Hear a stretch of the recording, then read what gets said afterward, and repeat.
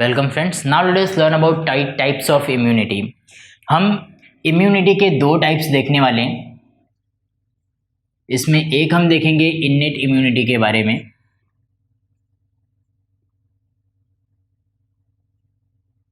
और जो दूसरा टाइप होता है इम्यूनिटी का, दैट इज एडेप्टिव इम्यूनिटी।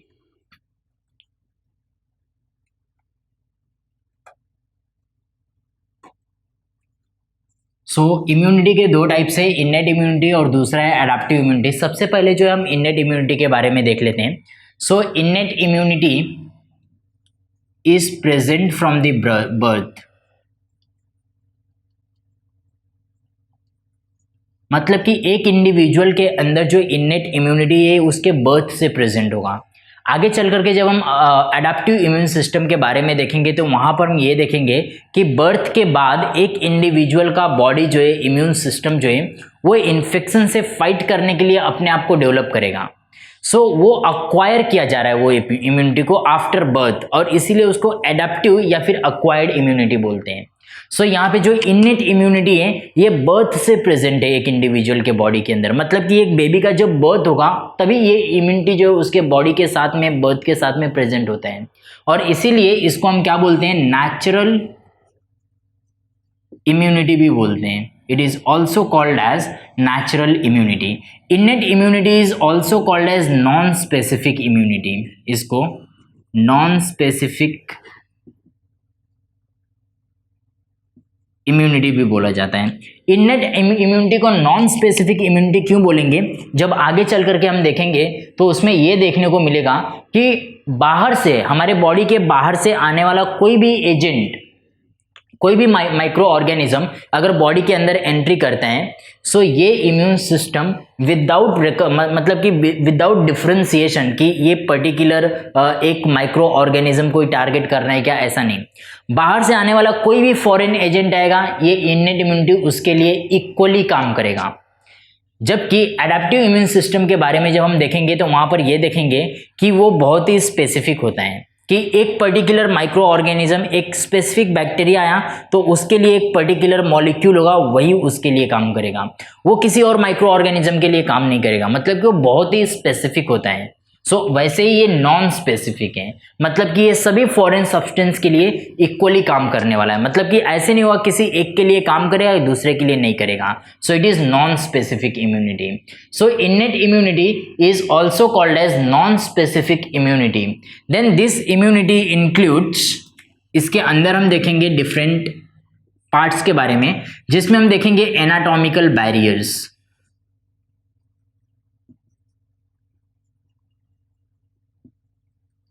उसके बाद में सेकेंड हम देखने वाले फिजियोलॉजिकल बैरियर्स,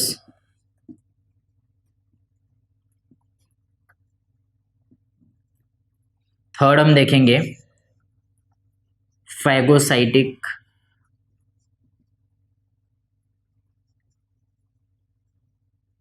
बैरियर्स के बारे में, and fourth we will see inflammatory barriers.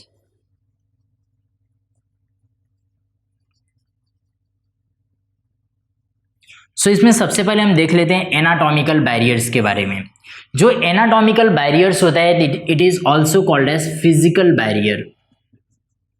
इसको फिजिकल बैरियर्स भी हम बोल सकते हैं। Physical barrier and physiological barriers में डिफरेंस होता है। सबसे पहले हम देख लेते हैं फिजिकल बैरियर्स के बारे में। फिजिकल बैरियर नाम से पता चल रहा है, एनाटॉमिकल बैरियर किसको बोलेंगे या फिर फिजिकल बैरियर किसको बोलेंगे। बैरियर का मीनिंग क्या होता है, कोई भी चीज जो किसी एक पर्टिकुलर एक्टिविटी को या फिर पर्टिकुलर पर्सन को या किसी चीज को, माइक्रो ऑर्गेनिज्म को यहाँ पर हम कंसीडर कर रहे हैं, उसको स्टॉप करे। रोड पे बैरियर्स होते हैं जो कि हमारे एक्टिविटी में हर्डल्स पैदा करें, वो एक्टिविटी में रुकावट बने, एक तरफ से रुकावट बोल सकते हैं बैरियर्स को। फिजिकल बैरियर्स का मतलब कि हमारे बॉडी का वो कोई भी पार्ट जो माइक्रो ऑर्गेनिज्म के लिए रुकावट बन रहा है, उसके लिए वो बैरियर बन रहा है, ताकि वो हमारे बॉडी के अंदर जो है एंट्री ना कर सके, और बॉडी के अंदर एंट्री नहीं करेगा तो वो कोई बीमारी भी नहीं करेगा। यहाँ पे फिजिकल बैरियर में क्या क्या होगा आप लोग खुद सोचो जरा। एक तो हमारा स्किन आ जाएगा। स्किन होने के वजह से कोई भी माइक्रो ऑर्गेनिज्म हमारे बॉडी के अंदर डायरेक्ट एंट्री कर सकता है, नहीं कर सकता है। सो स्किन एक एनाटॉमिकल बैरियर का एग्जाम्पल है। सो यहाँ पे एग्जाम्पल में skin is one of the anatomical barriers. दूसरा एनाटॉमिकल बैरियर्स क्या हो सकता है? अभी हमारे बॉडी के अंदर कुछ ओपनिंग्स हैं। एक ओपनिंग को कंसिडर करते हैं माउथ। अगर माउथ के अंदर जाएंगे सो उसके अंदर जाने के बाद में माउथ और फिर नोज से जो ओपनिंग जाता है, सो एक जाता है हमारे डाइजेस्टिव सिस्टम को और दूसरा जाता है रेस्पिरेटरी सिस्टम को। सो ये सिस्टम के अंदर अगर हम देखें तो वहां पे एक पाइप लाइक स्ट्रक्चर है, जो कि माउथ में हम फूड लेते हैं वो पाइप से जो है स्टमक में जाएगा। सो वो पाइप लाइक स्ट्रक्चर का जो इनर मोस्ट लाइनिंग होता है, फॉर एग्जाम्पल अगर ये पाइप लाइक स्ट्रक्चर है, सो यहाँ का जो ये वाला पार्ट होता है ना, ये पार्ट के मतलब कि फॉर एग्जाम्पल ये ट्यूब लाइक, इसके अंदर वाले पार्ट में जो है म्यूकस होता है और वो म्यूकस कोटिंग जो है वो माइक्रो ऑर्गेनिज्म को वो लाइनिंग से पेनिट्रेट करने में, उससे अंदर घुसने में रोकता है, वो अंदर नहीं घुसने देता है। सो वहाँ पे म्यूकस क्या होता है? वो स्टिकी सब्सटेंस होता है जो उसके ऊपर आकर के कोटिंग फॉर्म कर देता है। सो वो कोटिंग के वजह से वो अंदर एंट्री नहीं कर सकता है। सो यहाँ पे एनाटॉमिकल बैरियर्स में या फिर फिजिकल बैरियर्स में दूसरा क्या होगा? म्यूकस मेम्ब्रेन्स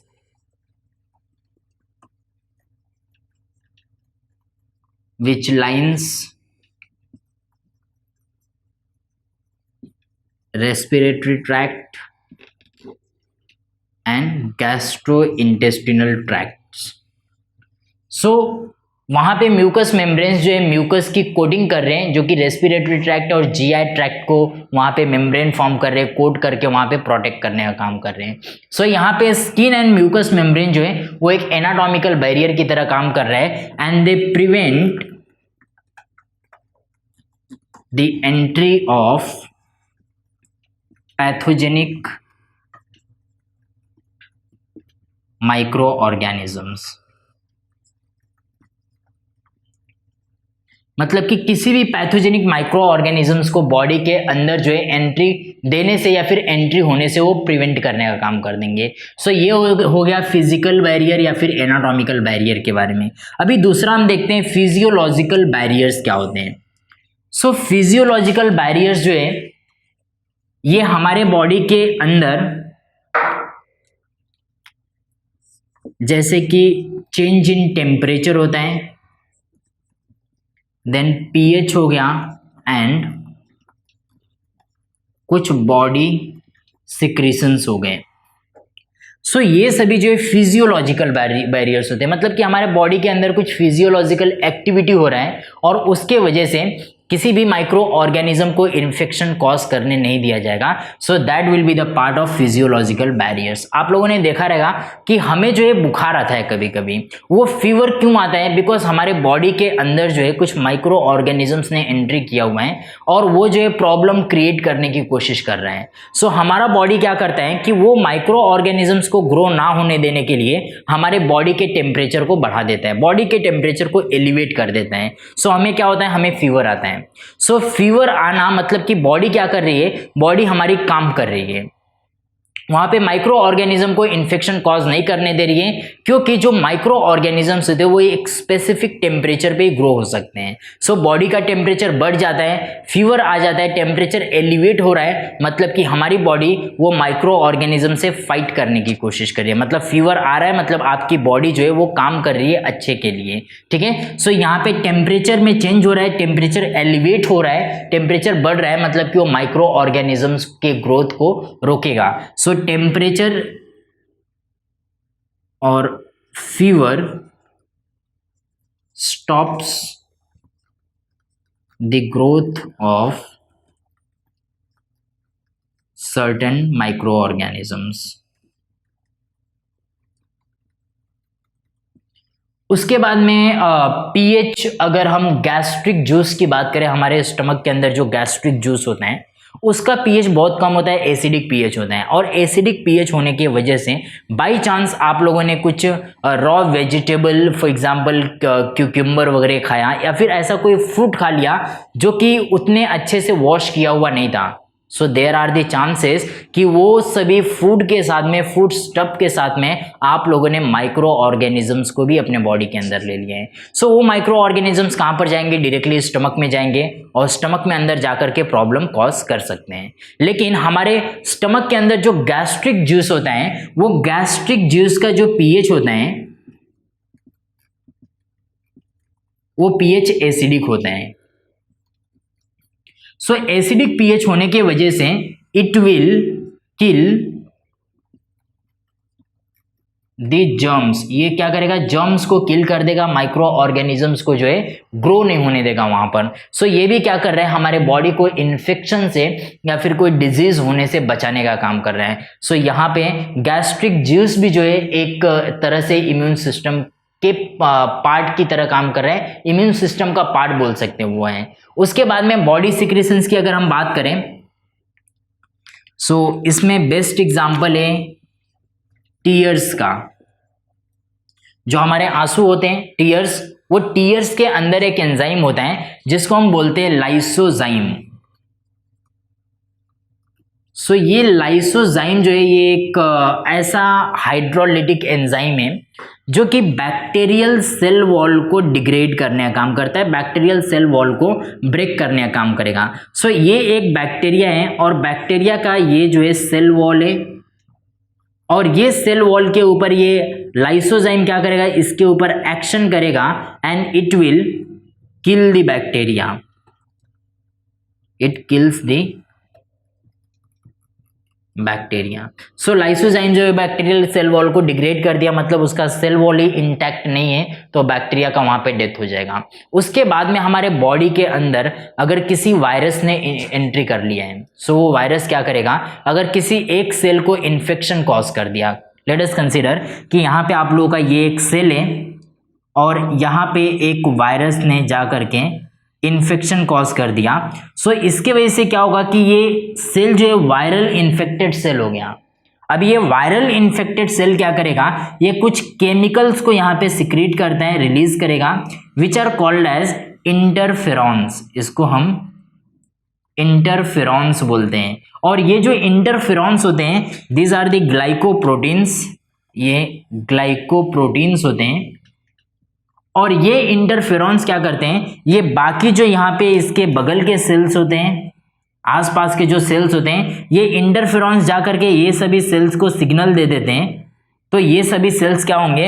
ये बाकी वायरसेस के लिए रेजिस्टेंट हो जाएंगे। So these cells will not get infected by the viruses. So यहाँ पे इंटरफेरॉन को रिलीज किया एक सेल ने और ये दूसरे सेल को जा करके जो है अलर्ट कर रहा है कि आप लोग जो है अलर्ट हो जाओ, वायरस जो है यहाँ पे एक बोल सकते हैं एंट्री कर लिया और वो जो है इन्फेक्शन कॉज कर रहा है। सो ये सभी सेल जो है उसके लिए रेजिस्टेंट हो जाएंगे। सो ये हो गया फिजियोलॉजिकल बैरियर के बारे में। इसके बाद में आता है next part of the innate immunity, next type of the innate immunity, that is phagocytic barrier. So now let us see about the phagocytic barrier.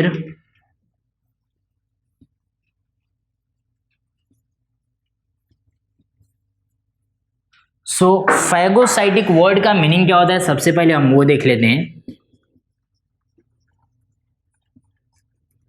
Phagocytic word derive किया गया है फैगोसाइटोसिस से।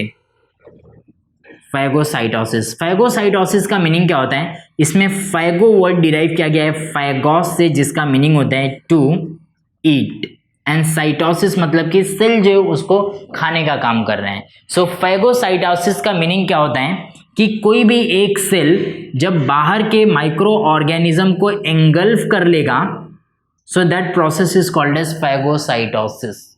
सो फैगोसाइटिक बैरियर्स का meaning क्या होता है कि हमारे बॉडी के अंदर, ब्लड के अंदर कुछ स्पेसिफिक सेल्स है और वो सेल्स क्या करेंगे कि अगर बाहर से किसी भी माइक्रो ऑर्गेनिज्म ने बॉडी के अंदर एंट्री कर लिया, सो वो सेल्स उसको एंगल्फ करेंगे, उसको अपने अंदर लेंगे और उसको डिस्ट्रॉय कर देंगे और फिर बॉडी के बाहर रिमूव कर देते हैं। सो फैगोसाइटिक बैरियर्स को हम क्या बोल सकते हैं? सेलुलर बैरियर्स भी बोल सकते हैं, बिकॉज फैगोसाइटोसिस का काम कौन कर रहा है? कुछ स्पेसिफिक सेल्स कर रहे हैं, and therefore phagocytic barriers is also called as cellular barrier।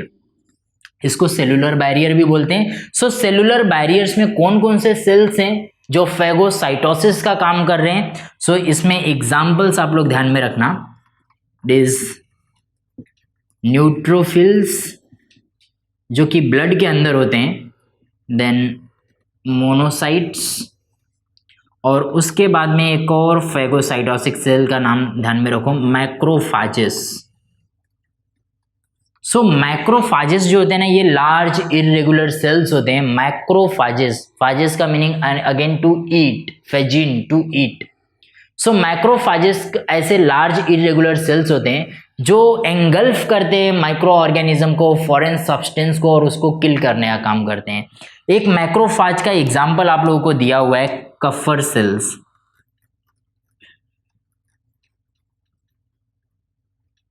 Kupffer cells ये ऐसे मैक्रोफाजेस हैं जो लीवर के अंदर प्रेजेंट होते हैं।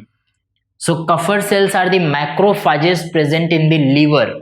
ये आप लोगों को कभी कभी एंट्रेंस एग्जाम में पूछ सकते हैं। ऐसे ही मैक्रोफाजेस जो हमने हमारे किडनी के अंदर होते हैं उनको मेसेंजियल सेल्स बोलते हैं।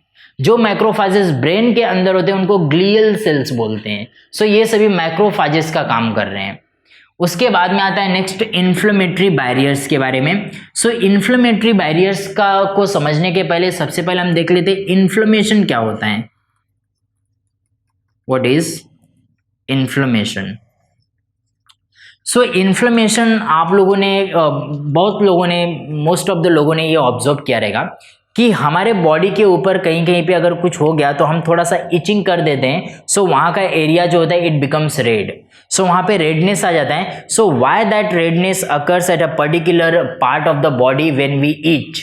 सो दैट इज बिकॉज ऑफ वहाँ पे कुछ blood cells, specific blood proteins, blood cells जो है आ करके वहाँ पे जमा हो जाते हैं। अभी वो कैसे पॉसिबल है?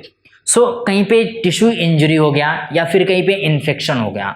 सो टिश्यू इंजरी होने के वजह से वहाँ पे मास्ट सेल्स जो होते हैं, टिश्यू के अंदर कुछ मास्ट सेल्स होते हैं। कंसिडर करो कि बहुत सारे सेल्स जो है मिल करके वो एक टिश्यू बना रहे हैं और यहाँ पे एक जो है मास्ट सेल है।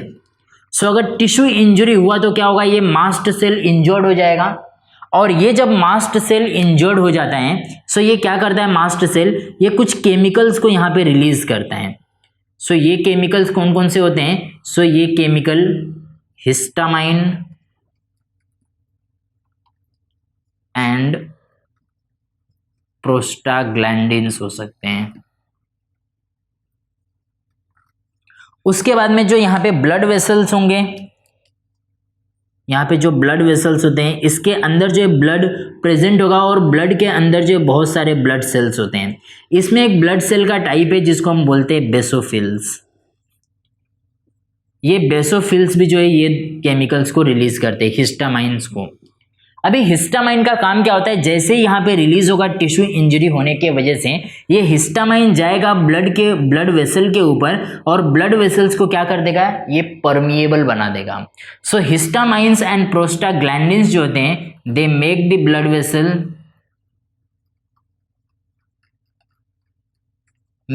Vessels permeable. परमिएबल का मीनिंग जो है यहाँ पे ब्लड वेसल्स की पोर साइज जो है बढ़ जाती है और उसके वजह से यहाँ से ब्लड जो है, ब्लड का कंटेंट जो है ये बाहर की तरफ आ जाता है, ब्लड वेसल से बाहर आ जाएगा। सो ये ब्लड वेसल्स को क्या कर रहे हैं? डायलेट करने का काम कर रहे हैं। एक्चुअली उसको बोलते हैं ब्लड वेसल का डायलेशन होना। सो यहाँ पे ब्लड वेसल्स को डायलेट कर दिया इन्होंने, यहाँ पे to be specific let us right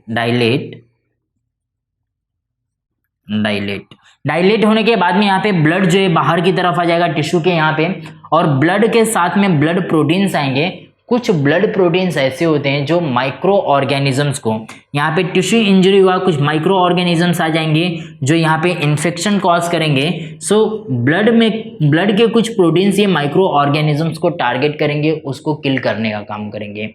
so कहीं पे भी अगर टिश्यू इंजरी हो रहा है, वहाँ पे रेडनेस आया हुआ है, मतलब वहाँ पे हिस्टामाइन, प्रोस्टाग्लैंडिन, मास्ट सेल ने रिलीज किया है, ब्लड वेसल्स डायलेट हुए हैं, ब्लड प्रोटीन्स जो वहाँ पे आया है और वहाँ पे माइक्रो ऑर्गेनिजम्स के ग्रोथ को वो स्टॉप कर रहे हैं। सो ये हो गया इन्फ्लेमेटरी बैरियर्स के बारे में। सो यहाँ पे हमने पूरा देखा है इन्नेट इम्यूनिटी के बारे में, जिसमें हमने एनाटॉमिकल बैरियर के बारे में पढ़ा, फिजियोलॉजिकल बैरियर के बारे में पढ़ा, फैगोसाइटिक और सेलुलर बैरियर्स के बारे में हमने देखा, and then we talked about the inflammatory barriers. Remember, innate immunity is also called as natural immunity or non-specific immunity, and it is present from the birth. Now let us learn about adaptive immunity.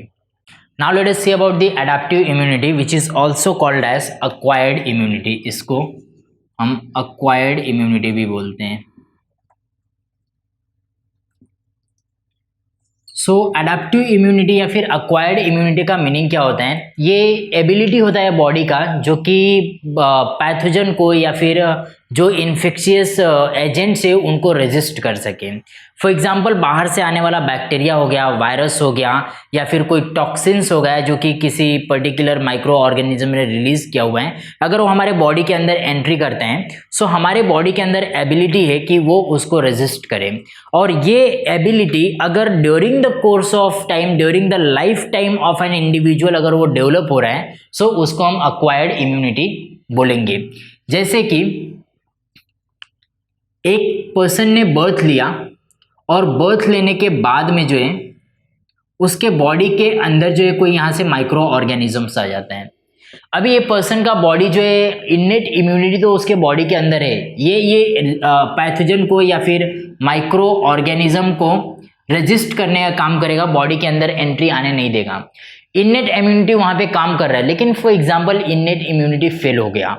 So innate immunity fail होने के बाद में जो है acquired यहाँ पे acquired immunity या फिर एडेप्टिव इम्यूनिटी काम करना शुरू करेगा। सो ये जो एडेप्टिव इम्यून सिस्टम या फिर अक्वायर्ड इम्यूनिटी जो है ये during the life of an individual ये डेवलप होगा, ये अक्वायर किया जा रहा है, इसको हम अक्वायर कर रहे हैं, ये बर्थ से प्रेजेंट नहीं है। सो it is not present from birth.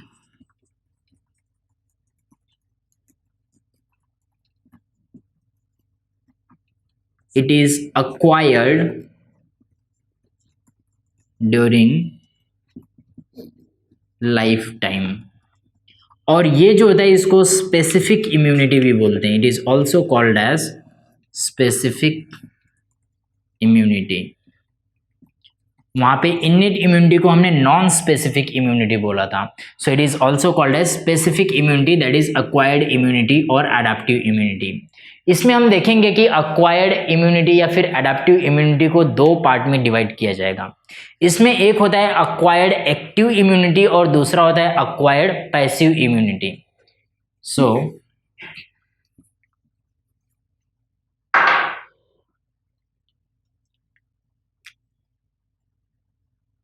it can be divided into two parts, that is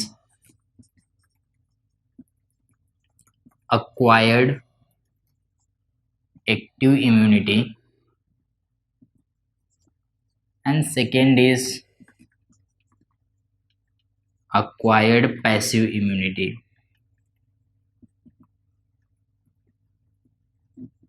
अभी जो acquired active immunity होता है अगेन इसको दो पार्ट में डिवाइड किया जा सकता है, natural acquired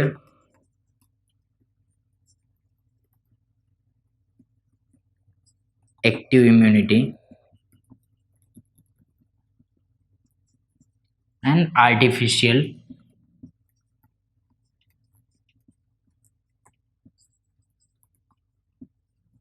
acquired active immunity। Then this acquired passive immunity can also be divided into two types, that is natural acquired passive immunity and artificial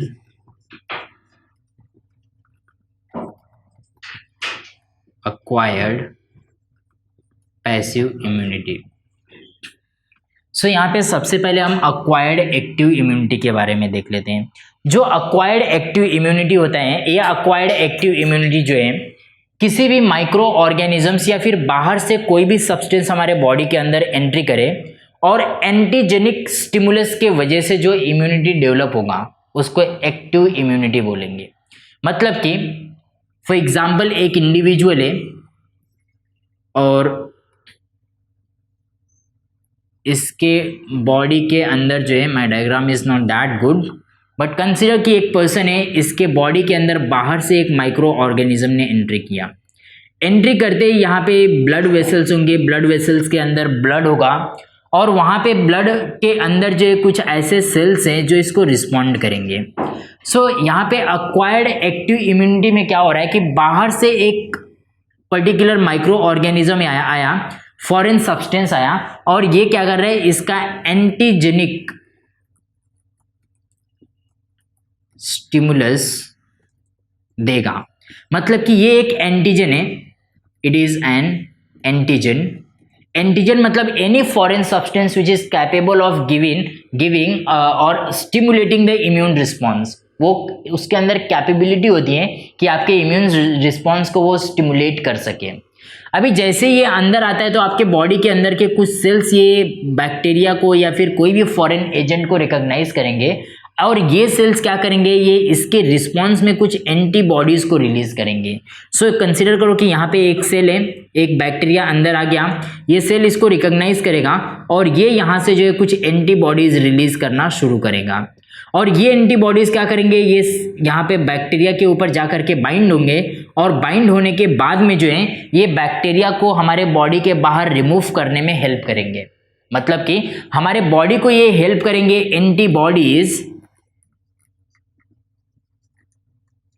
ताकि ये माइक्रो ऑर्गेनिज्म बॉडी के बाहर जाए। मतलब यहां पर क्या हो रहा है कि माइक्रो ऑर्गेनिज्म ने बॉडी के अंदर एंट्री किया, सो ये यहां पर क्या दे रहे हैं, एंटीजेनिक स्टिमुलस की तरह काम कर रहे हैं, एंटीजेनिक स्टिमुलस।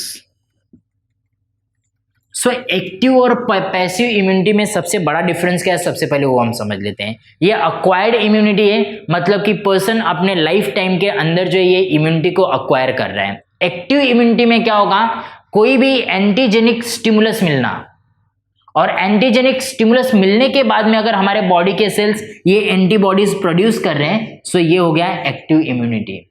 पैसिव इम्यूनिटी में क्या होगा कि यहाँ पे डायरेक्ट एंटीबॉडीज को हम बॉडी के अंदर इंट्रोड्यूस कर देते हैं। मतलब कि एंटीबॉडी जो है हमारे ब्लड के अंदर कोई सेल प्रोड्यूस नहीं कर रहा है, ये एंटीबॉडी को सीधा बॉडी को बाहर से ये एंटीबॉडी मिल रहे हैं। सो इसको हम क्या बोलेंगे, passive immunity, acquired passive immunity.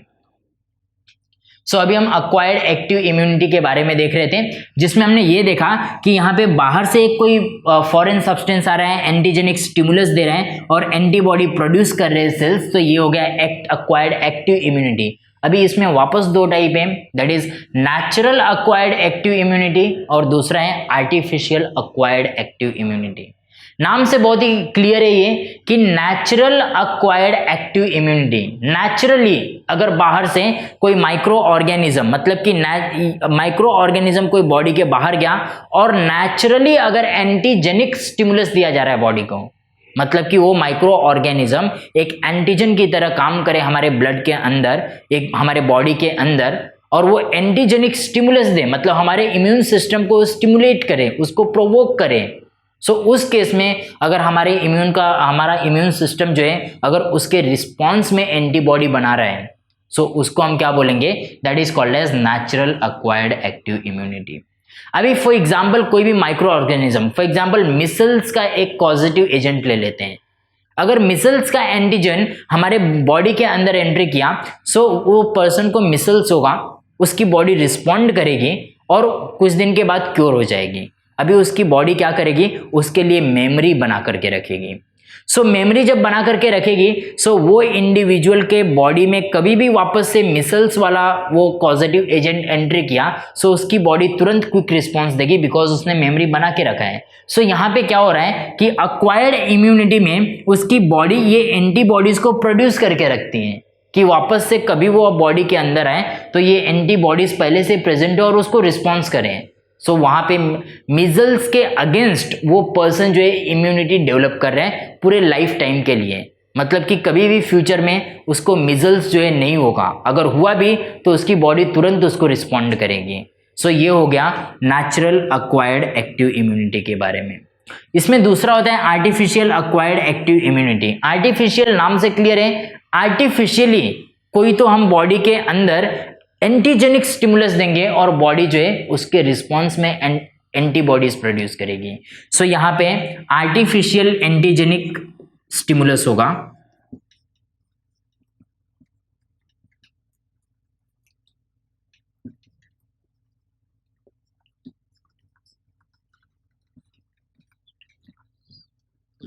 जिसमें कि वैक्सीन्स हो सकते हैं। वैक्सीन्स के बारे में आप लोगों ने सुना रहेगा, या फिर टॉक्सॉइड्स के बारे में आप लोगों ने सुना रहेगा। वैक्सीन्स एक पर्टिकुलर डिजीज के अगेंस्ट होता है, फॉर एग्जांपल पोलियो का वैक्सीन होता है।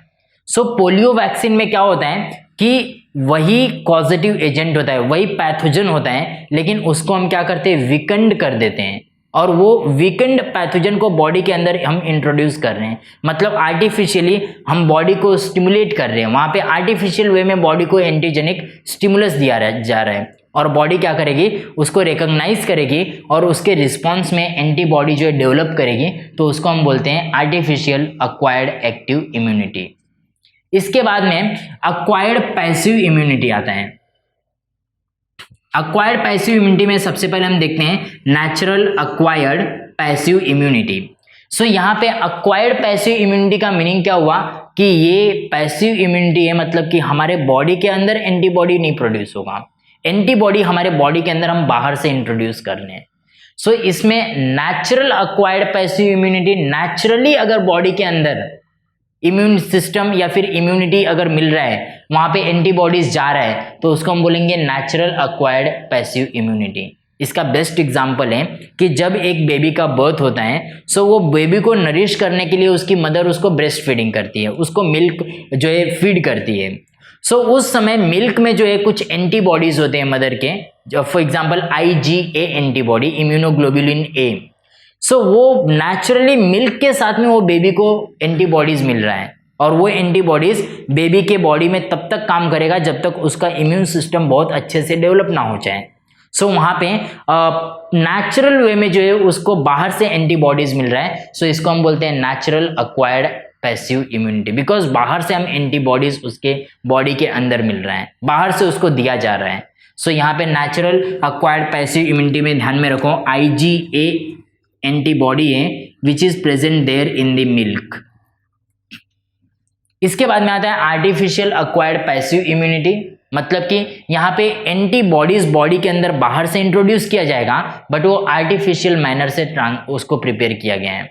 इसका बेस्ट एग्जांपल है रेबीज के अगेंस्ट जो है एंटीबॉडीज प्रिपेयर किया जाता है, और उसके लिए क्या होगा, रेबीज का जो कॉजेटिव एजेंट होता है, रेबीज बीमारी कॉज करने वाला जो माइक्रो ऑर्गेनिज्म है, उसको सबसे पहले लो हॉर्स के अंदर इंट्रोड्यूस करो, हॉर्स की बॉडी उसके अगेंस्ट एंटीबॉडी प्रोड्यूस करेगी, और वहां से एंटीबॉडी को प्यूरिफाई करो और ह्यूमन बॉडी के अंदर इंजेक्ट कर दो। सो हमारी बॉडी क्या करेगी, वो रेबीज वायरस के लिए पहले से एंटीबॉडीज हैं, रेबीज के एजेंट के लिए। सो जैसे ही रेबीज का पॉजिटिव एजेंट बॉडी के अंदर एंट्री करेगा, उसके लिए एंटीबॉडी है, हमारी बॉडी पहले से प्रिपेयर्ड है और वो तुरंत उसको रिस्पॉन्स देगी। सो इस वे में जो है आर्टिफिशियल अक्वायर्ड इम्यूनिटी जो है काम करेगा, जहाँ पे हम आर्टिफिशियली बाहर से सीधा एंटीबॉडी को हम अपने बॉडी के अंदर इंट्रोड्यूस कर रहे हैं। So acquired active immunity and acquired passive immunity में मेजर डिफरेंस आप लोगों को ये ध्यान में रखना है कि अक्वायर्ड एक्टिव इम्यूनिटी के केस में हमारी बॉडी के सेल्स जो है वो एंटीबॉडीज को प्रोड्यूस कर रहे हैं, और अक्वायर्ड पैसिव इम्यूनिटी के केस में जो है बॉडी के बाहर से जो है हम एंटीबॉडीज को बॉडी के अंदर इंट्रोड्यूस कर रहे हैं। और इसमें आप लोगों को नेचुरल एंड आर्टिफिशियल के एग्जाम्पल्स और या फिर नेचुरल और artificial acquired active and acquired passive में क्या डिफरेंस है वो आप लोगों को ध्यान में रखना है। सो यहाँ पे टाइप्स ऑफ इम्यूनिटी में हमने इननेट इम्यूनिटी के बारे में देखा, अक्वायर्ड इम्यूनिटी के बारे में देखा, और अक्वायर्ड इम्यूनिटी में अगेन 2 टाइप्स हमने देखा। सो यहाँ पे टाइप्स ऑफ इम्यूनिटी जो है कंप्लीट हो जाता है।